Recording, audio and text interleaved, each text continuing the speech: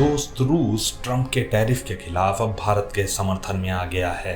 इतना ही नहीं, रूसी राष्ट्रपति अमेरिका पर इसको लेकर भड़क गए हैं। रूस के राष्ट्रपति व्लादिमीर पुतिन ने भारत पर अमेरिका की ओर से लगाए गए भारी टैरिफ पर ट्रंप को जमकर लताड़ लगाई है। पुतिन ने ट्रंप के टैरिफ पर जवाब देते हुए कहा है कि धमकियों का दौर अब खत्म हो चुका है। पुतिन ने इसके साथ ही कहा है कि कोई भी देश राजनीति या वैश्विक सुरक्षा पर हावी नहीं हो सकता।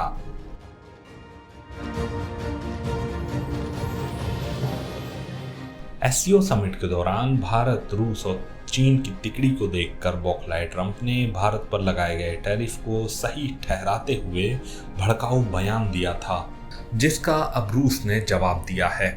एससीओ समिट में रूस दोस्त भारत और चीन के साथ दिखा। पुतिन ने भारत का समर्थन करते हुए कहा है कि यह समय विश्व बहुध्रुवीय व्यवस्था का है, जहां कोई देश दूसरों पर दबाव नहीं बना सकता। पुतिन के टैरिफ को लेकर दिए गए बयान को लेकर आइए जानते हैं टाइम्स नाउ भारत के शो प्रतिशोध में आए रक्षा विशेषज्ञों ने क्या कुछ कहा।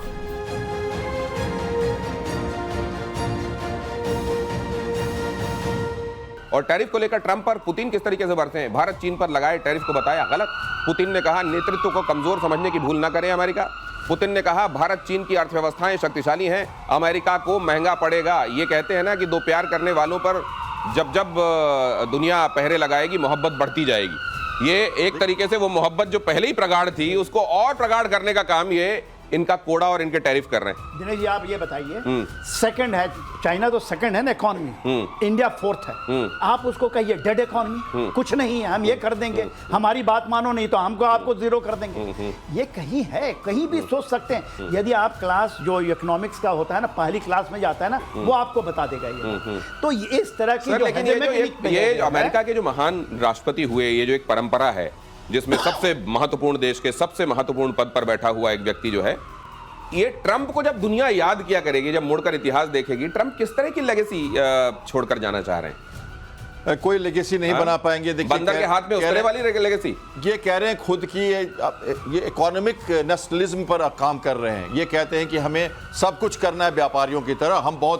हम एक्चुअली उनके जो सलाहकार है ना, जो नेबरो की बात अब कर रहे हैं, वो उनको पिछली दुनिया में ले जा रहे हैं। कह रहे हैं अमेरिका बहुत औद्योगिक देश था, हमें गुलाम था, हमें गुमान था उसके ऊपर। पुतिन ने उनको समझाया है कि कॉलोनी नहीं चलेगी। अब ये पुराना औपनिवेशिक जो आपका तरीका है वो नहीं चलेगा। अब आप इस तरह देखिए, एक टर्म यूज किया बड़ा अच्छा सुनने, वो कहते हैं ना, वो कोलिजन ऑफ अपहील्स।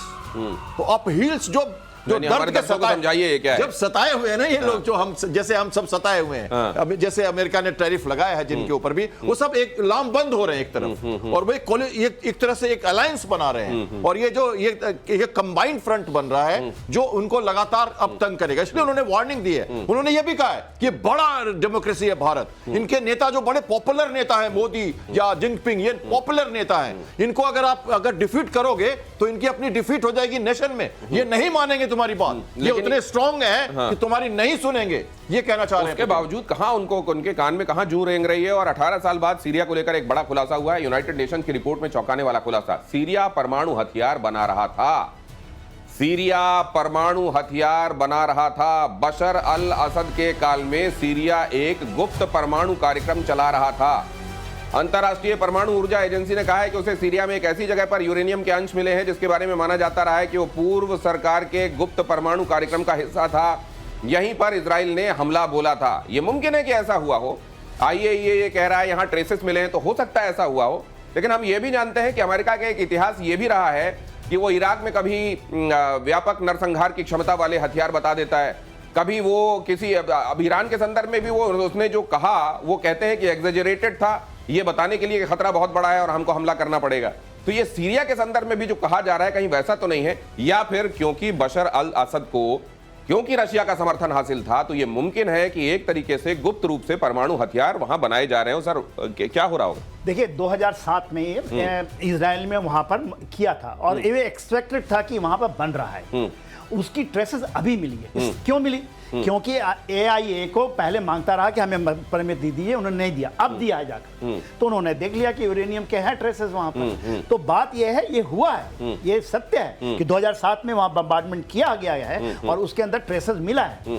तो वो अब क्या कह रहे हैं, सीरिया कह रहा है कि नहीं, हम तो शांतिपूर्ण अपने शांतिपूर्ण तरीके के लिए हम न्यूक्लियर का ये कर रहे थे वहां पर। तो ये तो सही है कि है, इसमें सीरिया में कहीं भी नहीं है और ये हाथ लग जाता। बड़ी बात ये है, वहां से ही ISS का पूरा गढ़ बन चुका था बलरसर, या और ये उसी डेजर्ट में हुआ है जो कुर्द का इलाका है, वहां पर है ये। तो ये हाथ में यदि लग जाता या कुर्दिस्तान ISIS वालों के, हाँ, तो सोचिए कि क्या ये होता। मगर ठीक है, उसको बर्बाद कर दिया था। इसलिए जब भी इजराइल करता है तो इजराइल की इंफॉर्मेशन बहुत तगड़ी होती है, चाहे वो ईरान में कर रहा है, यहाँ कर रहा है, कोई ऐसा नहीं कि उसने स्पेकुलेशन में कोई कुछ कर दिया। इसमें सच्चाई है, सीरिया वाज गोइंग, और इसमें एक रशियन एंगल ही नहीं है, इसमें एंगल ईरान का एंगल भी है, क्योंकि वहां की जो सरकार थी, सिया वाली जो सरकार थी, तो बशर असद उसी के हिस्सा थे। तो उस समय इनको मिला है know how to do about it.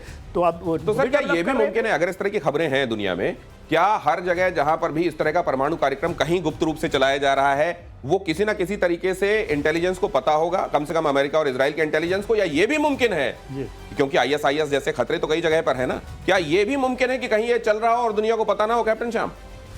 और देखिए, ये पॉसिबल है, लेकिन इजराइल जैसा कंट्री और मोसाद जैसी स्पाई एजेंसी इस बात को जानती थी कि उनको गोलन हाइट्स के बाद ये इलाका आता है और वहाँ पर वो अटैक करना चाहते हैं। तो जब उन्होंने किया है अटैक, और उसके बाद ये गवर्नमेंट बहुत आसानी से उन्होंने क्या किया, उस समय उसको, वो माउंटेन एरिया है डेजर्ट के साथ, उनको उसको एक तरह से लेबलिंग कर दी उन्होंने, और उसके बाद उसका ट्रेस खत्म कर दिया था। तो ये 18 साल के, इतने सालों के बाद ये जो ये नई गवर्नमेंट ने परमिशन मैं दिया। जैसे ये जानना चाह रहा हूं सर, ईरान के संदर्भ में हाँ। ये नॉर्थ कोरिया के बारे में कहा जाता है, पाकिस्तान ने इसी तरीके से बनाया, कहीं से चोरी किया, फार्मूला क्या है, दुनिया भर से जो ब्लैक मार्केट है वहां से सामान उठाए और परमाणु बम बना लिया।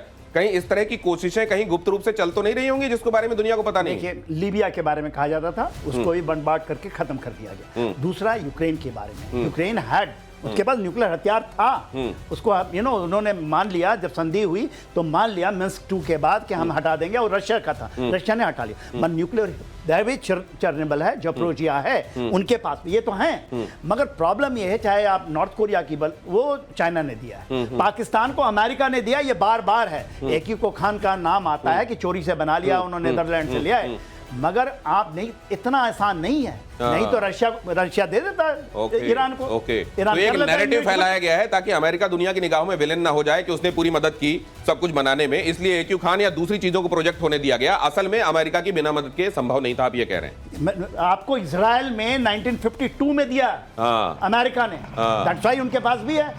उनके नेगेव डेजर्ट में डोमोना न्यूक्लियर साइट जो है, जो इनरिचमेंट प्रोग्राम है, वो अमेरिका का ही एक तरह का दिया हुआ है। तो फिर तो ये भारत के पास एक शक्ति है। भारत, रशिया, चीन अपने दम पे बनाया, चीन का भी कहते हैं चोरी चारी का है कुछ। जी। मगर तो ये सबसे बड़ी बात तो ये है कि अमेरिका आपको जहां भी आज गड़बड़ी का कोई पेड़ बड़ा हो गया है, उसकी मूल में आप जाएंगे तो कहीं ना कहीं अमेरिका का हाथ आपको मिलेगा। कभी ना कभी कुछ ना कुछ ऐसा किया गया है जिसकी वजह से आज वो गड़बड़ी, और शायद ये इस तरह के मुल्क हैं जो ये सोचते हैं कि अगर प्रॉब्लम नहीं होगी तो सॉल्यूशन कौन सीख करेगा, अगर घाव नहीं होगा तो मरहम कहां से बिकेगा। अगली खबर देखिए, इजराइल के एटमी प्रोग्राम को लेकर एक बड़ा खुलासा। इजराइल संदिग्ध एटमी वेपन फैसिलिटी का विस्तार कर रहा है। सैटेलाइट तस्वीर में दिखे न्यूक्लियर फैसिलिटी में नए निर्माण। दिमोना शहर के पास शिमोन पेरेज नेगेव एटमी केंद्र की तस्वीरें। जानकारों ने नया रिएक्टर या फिर नया एटमी वेपन फैक्ट्री बताया। इजराइल पहले से परमाणु शक्ति संपन्न देश है, बावजूद इसके इजराइल ने अब तक तस्वीरों पर कोई रिएक्शन नहीं दिया है। ये खबर किस तरह से ली जा रही होगी दुनिया में से? मैं बता देता हूं, इसको सर कहना चाह रहे थे। देखिए, सर ने पहले बताया था इसके बारे में। एडमॉन जो आप कह रहे हो ना, 1950 से ये तैयारी चल रही थी, 60 का रिएक्टर है। और आप जैसे कह रहे थे ना, एक इजिप्ट भी कंट्री है जिसने भी चुपचाप तैयारी, लीबिया की बात की हमने, और इसके साथ अपने यूक्रेन की बात की। यूक्रेन के पास तो अपना था नहीं, वो तो न्यूक्लियर आर्सेनल को डिसआर्ममेंट के तहत हटाया गया था 1994 में, तो वो किया गया था एक संधि के तहत। और ये जो लीबिया है या सीरिया की बात की हमने, और इसके बाद इजिप्ट ने भी तैयारी की थी, उनको सबको हटा दिया गया था। और ये तो इजराइल मिडिल ईस्ट का एकमात्र कंट्री है जिसके पास ये एटॉमिक वेपन है, डिक्लेयर्ड नहीं है, और ये एनपीटी का मेंबर भी नहीं है। मजे की बात ये है कि नॉन प्रोलिफरेशन ट्रीटी का मेंबर नहीं है, इसलिए यहाँ पे जो न्यूक्लियर वॉचडॉग है यूनाइटेड नेशंस के, वो यहाँ नहीं जा सकते।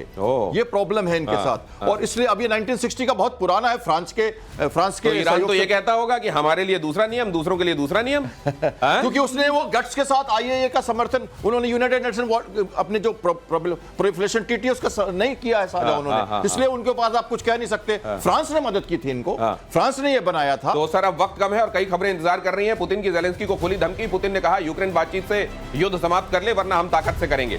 पुतिन ने यूक्रेन युद्ध को खत्म करने की जिम्मेदारी कीव पर डाली है। पुतिन ने रूस और यूक्रेन के बीच जारी युद्ध को रोकने के लिए अमेरिका के प्रयास को ईमानदार बताया है। तो ये मेरे ख्याल से थोड़ा सा ट्रंप को मरहम लगी होगी, क्योंकि बड़े दिनों से कह रहे थे कि आप लोग वहां बैठकर हमारे खिलाफ कॉन्स्पायर कर रहे हैं, लेकिन ये खबर उनको ठीक लगी होगी। चलो थोड़ा तो हमको क्रेडिट मिल रहा है। नहीं, पुतिन तो वहां पर देखा आपने अलास्का में कैसे उनसे बातचीत है, उनको तो पूरा का पूरा क्रेडिट दे। जो जेलेंस्की से जो काम करवाना चाहते हैं, आ जाओ टेबल पे बात कर लो और हो जाएगा। जो हम बोलते हैं वही होगा। ये 4 के 4 प्रांत तो नहीं मिलेंगे इंक्लूडिंग क्रीमिया, और नहीं होगा तो पूरा का पूरा हम आपको जो ये निप्रो रिवर है वो वाला इलाका हम ले लेंगे। क्योंकि देखिए सुमी, खारकी, इवन ओडेसा, और देखिए they are advancing like anything, पूरा का पूरा। तो ऐसी कौन सी बात है जो अगर ये लेकर जाएंगे टेबल पर तो सुलह का रास्ता बनेगा? ये कह के अच्छा जो जमीन आपने अभी तक कब्जा कर लिया वो कंट्रोल कर लो आप, कोई बात नहीं, हमको इधर रहने दो, इसी पे बनेगा। डॉनबास चाहिए उनको, डॉनबास चाहिए, और जपोर्जिया में जहां पे है मारियापोल का पोर्ट चाहिए। ये अगर ज़ेलेंस्की अगर इस तरह की किसी चीज पे दस्तखत करके आ जाते हैं तो क्या उनको जीने दिया जाएगा उनके मुल्क में? ये भयगत सांप छछूंदर केरी वाला हाल हो गया। और अगली खबर देखिए, पोलैंड की सीमा पर नेटो के फाइटर जेट की उड़ान। फाइटर जेट ने सीमा पार कर यूक्रेनी हवाई सीमा में भी उड़ान भरी। रिपोर्ट बता रही है कि नेटो ने रेड लाइन पार की। नेटो के फाइटर जेट्स की उड़ानें तब हुई जब रूस ने यूक्रेन पर 500 से ज्यादा ड्रोन और मिसाइलें दागी हैं। इन हमलों में यूक्रेन के पश्चिमी इलाके को निशाना बनाया गया है जो पोलैंड से लगा हुआ है, जहां से नेटो के और पश्चिमी देशों के ज्यादातर हथियार जो हैं वो यूक्रेन में पहुंचते हैं, जिनके जरिए वो रशिया से लड़ाई लड़ रहा है। यहाँ नेटो के फाइटर जेट्स का उड़ान भरना और यूक्रेन की हवाई सीमा तक में चले जाना, ये चैलेंज तो है सर रशिया को। देखिए, रशिया बड़ी सावधानी के साथ वेस्टर्न जो पोलैंड से लगा इलाका है वहाँ पे कम अटैक करता है, चाहे लित्सपुक हो या लिपोज हो, इनमें कम अटैक करता है। लेकिन अभी उसको अब मिसाइल से अटैक करनी है, स्टैंड ऑफ वेपन से ज़्यादा उन्होंने एक्चुअली ये यूएवी की इस्तेमाल की है उन्होंने, और ये अनमैन्ड व्हीकल से अटैक किया और करीब 20-25 उन्होंने मिसाइल्स मारे। क्या हुआ? वार्निंग लगी, नाटो के जो प्लेन्स है वो पोलैंड की सीमा पर चक्कर मारने लगे। हालांकि जो न्यूज आई है सेंट्रल कमांड के, उसके हिसाब से सारे के सारे वापस चले गए हैं और वो वहाँ पे शांति। ये प्रोवोकिंग है कि रशिया के लिए कुछ करेगा इसमें रशिया? देखिए, आपको देखे होंगे 2 दिन बहुत जल्दी से सर। हाँ, 2 दिन पहले पोलैंड के राष्ट्रपति ये बैठे हुए थे इनके साथ में, ट्रंप साहब। वहां कहा 10,000 अमेरिकन सैनिक हमारी धरती पे, इसलिए हम बहुत दोस्त। तो ये उन्होंने डिप्लॉय कर रखा है पूरा का पूरा फाइटर। तो ये मैसेजिंग है। अब ये मैसेजिंग ये प्रोवोकेशन के तौर पर कितनी ली जाती है और क्या होता है ये देखना होगा।